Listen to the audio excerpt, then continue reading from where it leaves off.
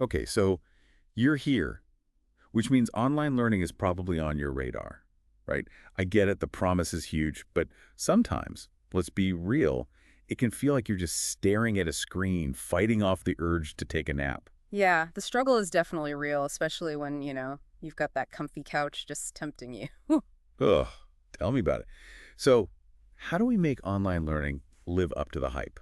We're going deep today, diving into 50 ways to teach online. Sounds intense. It is, Yeah. but in a good way. We pulled out all the best tips and tools, the stuff that actually makes online learning, not just bearable, but engaging. Ah, engagement. That's the magic word, right? Like it's the Right. foundation. Totally. If you're not hooked, what's the point? In this book, it talks a lot about interactivity, which makes sense. But sometimes those interactive activities online, they feel kind of forced. Like, do they actually work? Well, some work better than others for sure. Let's take virtual breakout rooms, for example. It's kind of like group projects, but Yeah. online, Oh, yeah. I remember those. Sometimes it felt like one person did all the work and the rest of us just kind of hung out. right? But good virtual breakout room activities, they're designed to prevent that. Imagine, instead of passively listening, you're actually problem solving with a few classmates, bouncing ideas off each other, maybe even debating a little. That back and forth, it keeps you engaged and actually helps you remember the information. Yeah, explaining something to someone else can definitely make it click. Exactly. It taps into how we learn socially, naturally, and it forces you to think critically. The book even talks about using gamification in these breakout rooms. Gamification. Yeah, like adding points or challenges, kind of like a game to boost motivation. Makes things a bit more fun.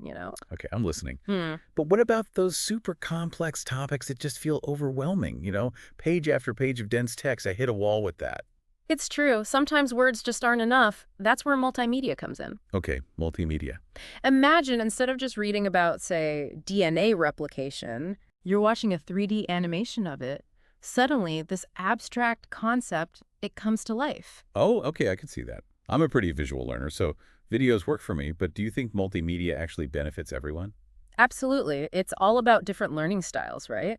Some people are visual learners, others learn best through audio, like podcasts even. And even if you prefer reading, the combination can be powerful. Like, I remember struggling with string theory forever. Shrink theory, that's a tough one. It is. But then I saw this documentary with amazing visuals and it just clicked. Wow, okay. Multimedia check. But let's be honest, online learning can feel a little lonely sometimes, right? Definitely. The isolation is a real challenge. That's why the book emphasizes collaborative tools. And not just for file sharing, think more like virtual study groups. Platforms like Google Docs, Microsoft Teams, Padlet, these allow you to work together, brainstorm, even challenge each other's ideas. So it's not about replacing in-person interaction, but recreating that dynamic. Exactly. It's about peer learning, which can be just as effective as instructor-led learning. Sometimes a classmate can explain something in a way that just makes sense to you. I can definitely relate to that. Now, here's something I've always wondered. Everyone learns at their own pace, so how can online learning, which can feel pretty structured, adapt to that? Ah, that's where personalized learning paths come in. The book describes them as being tailored to your individual needs, and honestly, it sounds kind of futuristic. Adaptive learning technologies, AI-powered recommendations that adjust the difficulty and pace based on your progress. Wait, hold on. AI tutors. That sounds incredible, but also like, is that really happening in most online courses?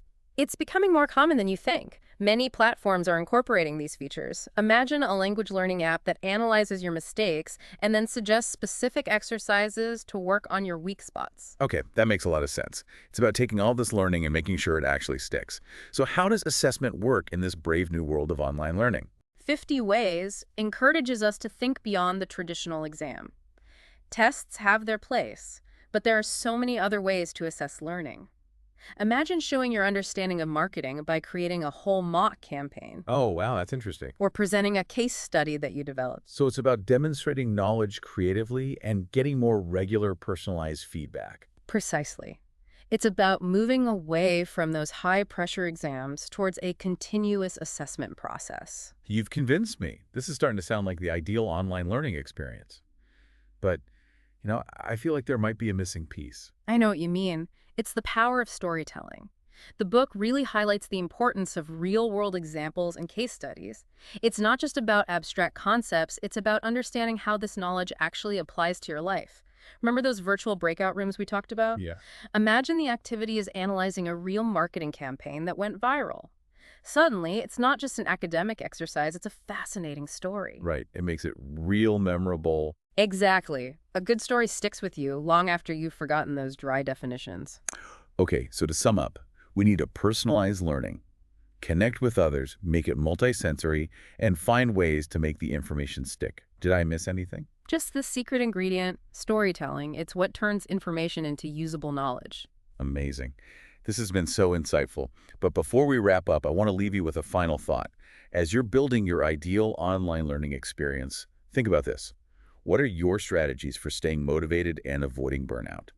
Even the most engaging journey needs those moments of rest and reflection. I couldn't agree more. Now go put these tips into action and let us know how it goes. Good luck.